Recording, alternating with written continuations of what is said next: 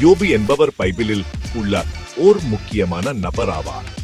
யோபு புத்தகம் குயக்திலுள்ள ஒரு ஜான நூலாகும். இங்கே யோபின் கதை தமிழில் சுருக்கமா, யோபு ஒரு நற்செயல்படுகிறார், தேவனை பயந்து வாழும் நேர்மையான மனிதர்.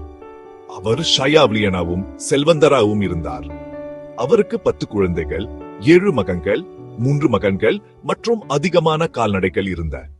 ஒரு நாள் சாத்தான் தேவனிடம், யோபு உம்மை பயப்படுவதே, அவனுக்கு நீங்கள் ஆசீர்வதித்ததாதான் என்ன சவால் செய்கிறார்.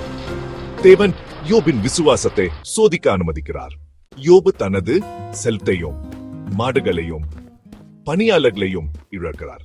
பிரேக் பின் 10 குழந்தைகளும் ஒரு விபத்தில் மறிக்கிறார்கள்.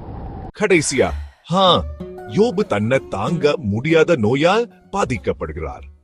எல்லா துன்பங்களிலும் யோபு தேவனை திட்டவில்லை. ஆனா என் தன்னிடம் இது நிகழ்ந்தது என்று கேட்க துவங்குகிறார். யோபுவின் நண்பர்கள் எலிபாஸ், பெல்தாத், சோபார் வருகிறாங்க. அவர்கள் யோபு ஏதாவது பாவம் செய்ததாதான் இவை எல்லாம் நடந்திருக்க வேண்டும் என்று குற்றம் சுமக்கிறார்கள். இறுதியில் தேவன் பேசுறார். தேவனின் அறிவும் திட்டமும் மனிதனா முற்றிலும் புரிந்து கொள்ள முடியாது என்று விளக்கிறார். யோபு தனது தவறை உண்கிறார் மற்றும் செலுத்துகிறார். தேவன் யோபுவை ஆசீர்வதிக்கிறார். இழந்ததை விட இரட்டிப்பா ஆசீர்வாதம் கொடுக்கிறார். குழந்தைகளும் செல்வமும் திரும்புகிறார். இந்த கதையின் முக்கிய பாடம், நேர்மையும் விசுவாசமும் கடைசி வரை இருந்தார் தேவன் நம்மை மறுபடியும் ஆசீர்வதிக்கிறார்.